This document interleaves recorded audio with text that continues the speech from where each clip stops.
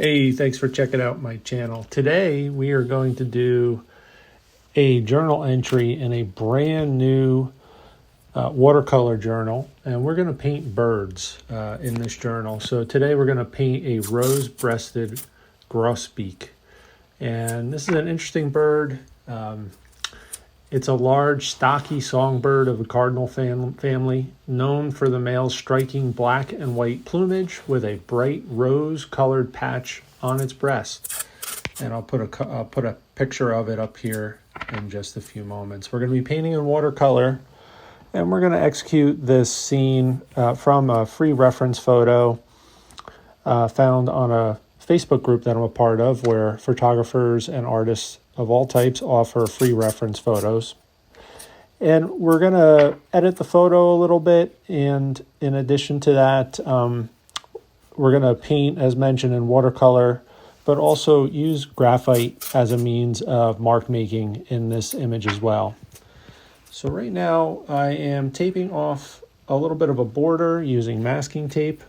I want to have a nice square or rectangle shape fill up this page with a nice border. My plan is to, in an orderly fashion in this journal, paint a bird of some sort every couple of days or so until it's filled up, and to write some notes about the process as neatly as I can. I'm not the most disciplined when it comes to this sort of journal entry, but I'm going to give it a try. So there's an image of the bird. There's your rose-breasted grosbeak. And I've seen a couple of these around in Pennsylvania. They have an interesting song as well. It's quite loud relative to other songbirds in the area. We've had some fun watching them over the course of the past couple of months here in northeastern Pennsylvania. So I'm going to draw the image. I'm not going to try and be too precise, so some of the proportions might be off, but I'll measure from time to time just to get as close as I can. And we're just putting in some light marks, really the outline, and some other key areas within the bird, like the line for the mouth, the eye socket, some of the patterns. We'll put some indications of some of the patterns with the most extreme lights and darks, like those little white flares you see on the wings. And we'll also draw in some hints of what the background and foreground might look like. Also, its little talons as well.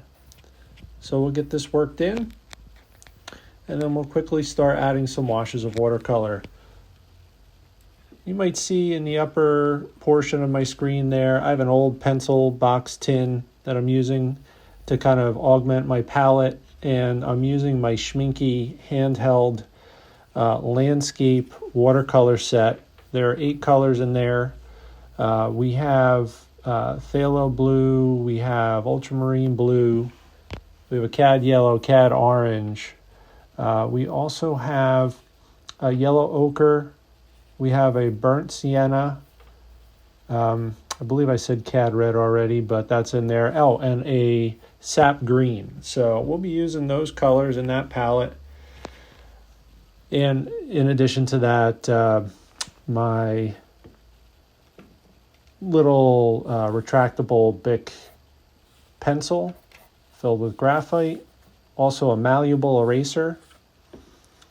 And the brush that I'm using is a number 16 synthetic brush. It's made by Touch, and it's just something that I use. I don't paint in watercolor all that often, so I have so much to learn, and I'm hoping this kind of exercise helps me accelerate my learning through the learning curve here with watercolor a little bit.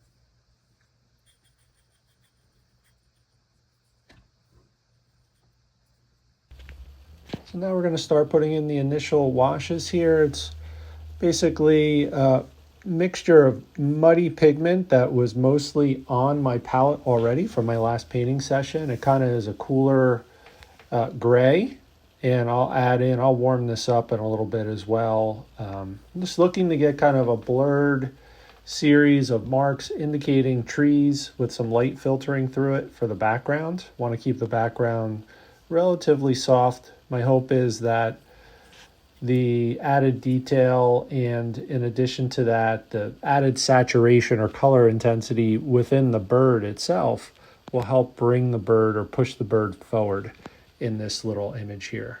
So here we go, just making some additional marks. Want to make sure I get those in before the entire page is wet.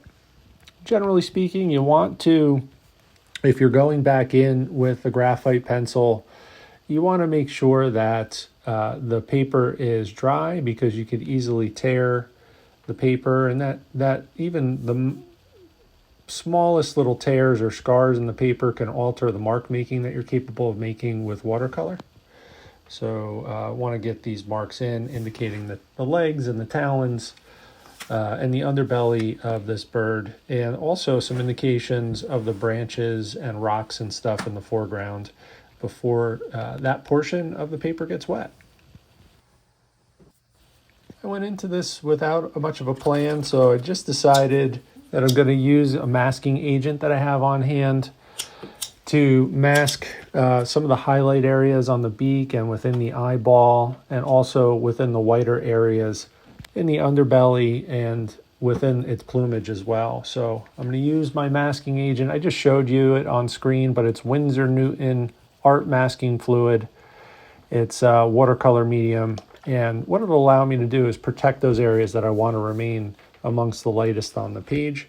And once the few first layers go in and then dry, I can use my malleable eraser to help lift up that masking agent. So here I am, just putting it in those areas where you see the lightest spots in this particular picture.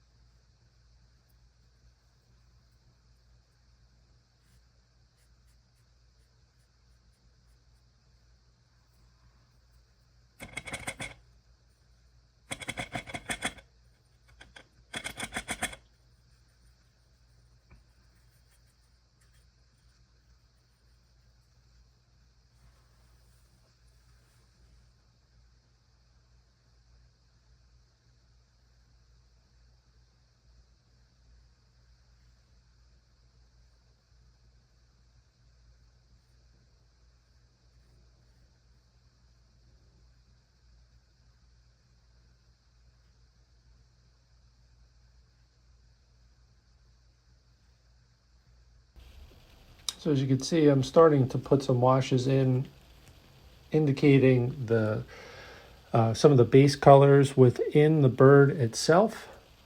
These rose-breasted grosbeaks, they have what most would consider to be almost a black kind of jacket on its top half and also covering most of its head.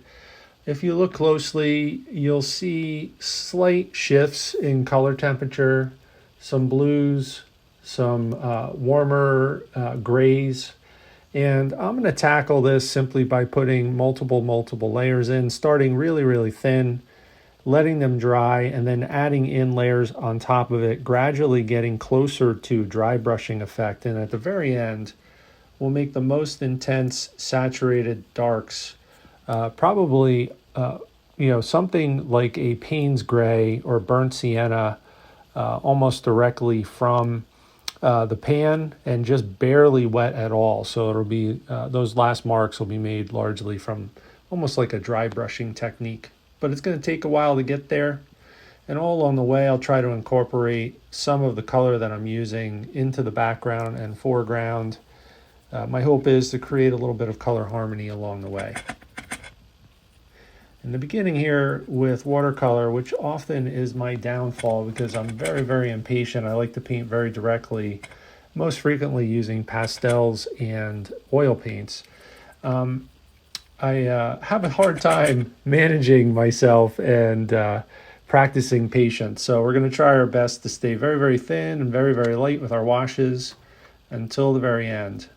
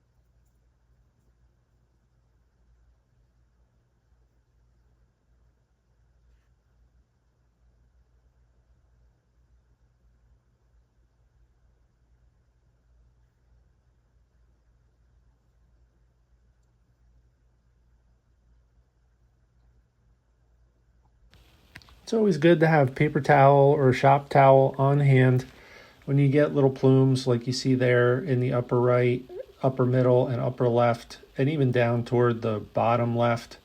That's just indicating there's too much water in the brush. The brush is holding too much water when I lay that paint down. And I'm less concerned about it in the background. I actually want to let it kind of run its course a little bit to create some blurred edges. I think that'll help me push that background back. I do get a little bit concerned though, even at this early stage where you see those sorts of effects happening in the bird itself. And you can see there's a little bit of a plume that occurred toward the back left of the bird, which went dangerously close to that end line that I drew in with my graphite pencil. I think we'll have plenty of opportunities to correct that and make sure it doesn't have too much of a negative effect on my painting, but it is something that I'm concerned with in the back of my mind as I progress forward here. And when those things occur, you simply could just put clean paper towel down and pick up any excess moisture, and it'll usually put an end to the challenge associated with big plumes of watercolor when you have too much moisture there. And sometimes you can lift it out too, depending upon the materials you're using, the paper and so on and so forth, just by cleaning out your brush and wetting that space and dabbing it with a clean paper towel. Sometimes that'll lift out the pigment. I'm not going to do that here. I'm just going to let it be and keep progressing forward.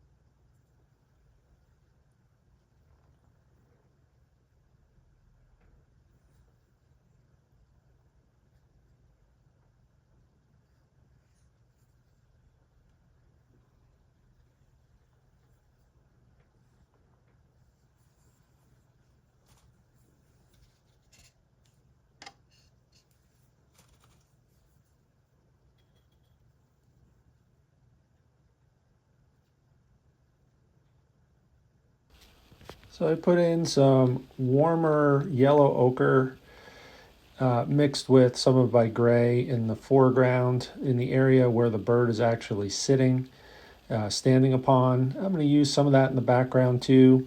We don't want the background to be too cool, although we do want it to be generally shifting toward the cooler side of things, meaning slightly more blue, because that'll help that background drop back. It'll create the illusion of the background falling back due to the benefit of atmospheric perspective. I'm just working our way around the painting and trying to take our time and notice things that we should correct. I know right now the proportions of this bird are a little off. The head is a little bit larger than you would normally see in most cases. That's okay. I'm going to do some things that'll help bring proportions at least a little bit closer to where they should be as we make our way through the painting. I'm going to expand the size of the body and lengthen the tail outside of the masked portion, the little square or rectangle. We're going to let the tail kind of flow outside of the frame, and that will help bring proportions closer to where they should be as well. But that's going to be done way at the very end. For now, we'll just keep making our way through, making enhancements, trying to bring this image up and a little bit closer to the photo that we're using as reference. Working from light to dark in most instances, but rotating around from area to area, trying to make sure we don't finish off one particular area too soon. But some areas will progress a little bit more quickly. So the little branch, broken branch, and the rock, that's starting to progress a little bit more quickly. And areas of the bird's plumage are as well. You see them darkening up quite a bit, and you're seeing more variance in color temperature. So we'll just keep making our way through, and soon we'll get to the point where we're going to have to let this dry for a bit so we can put additional washes in and take out that masking agent, which has dried at this point in time.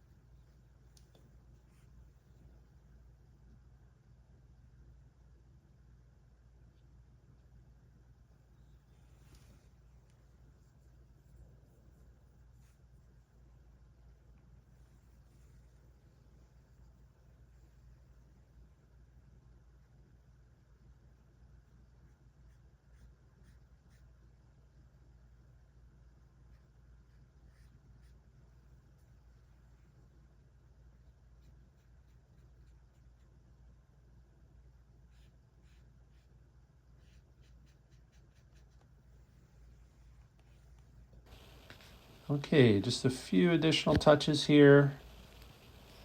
And we're gonna just work on this background just a little bit more and bring some of these lines and marks down closer to the edge of the bird. I'm leaving a little bit of a halo there, and we've let the bird image here dry. The watercolor pigment has dried pretty thoroughly. I used the fan to help with that process.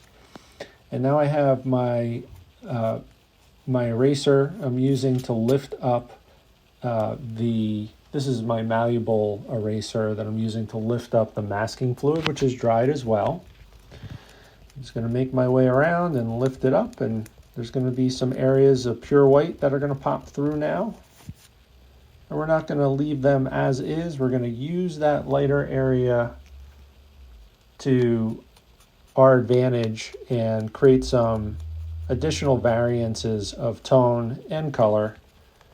In some cases with our pigment, with additional washes, in some cases with our pencil. So just keep making our way through, making sure we take off all the masking fluid that's dried, and then we'll get going here in just a moment with the watercolor painting.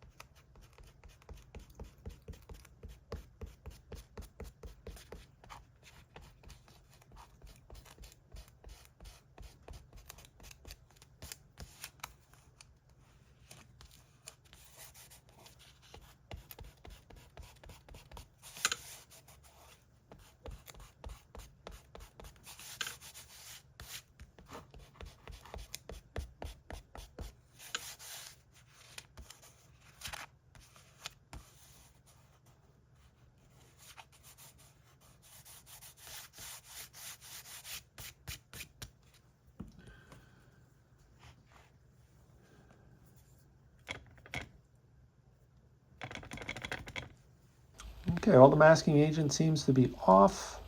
I'm going to lift up this side of the masking tape and actually use my pencil to draw some guidelines here for the extension of the tail outside of the frame. So we're going to go ahead and extend this.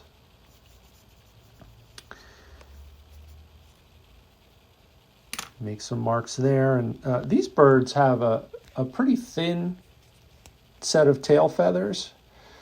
So we're going to try and get as close as we can to accurately depicting that. And now I'm going to start working through and add some additional layers to the darker areas of the plumage.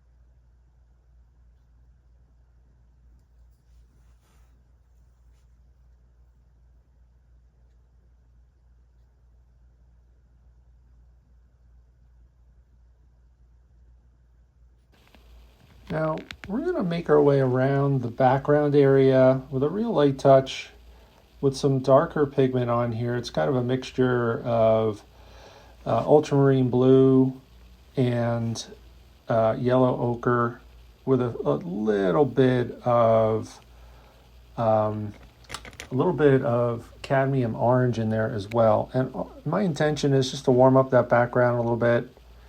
And in addition to that, darken it quite a bit. It's selectively though, not necessarily exactly where there's darker areas in the photo background, but more specifically in those areas where the bird itself might have a highlight or a lighter color in the effort to help make that stand out just a little bit more.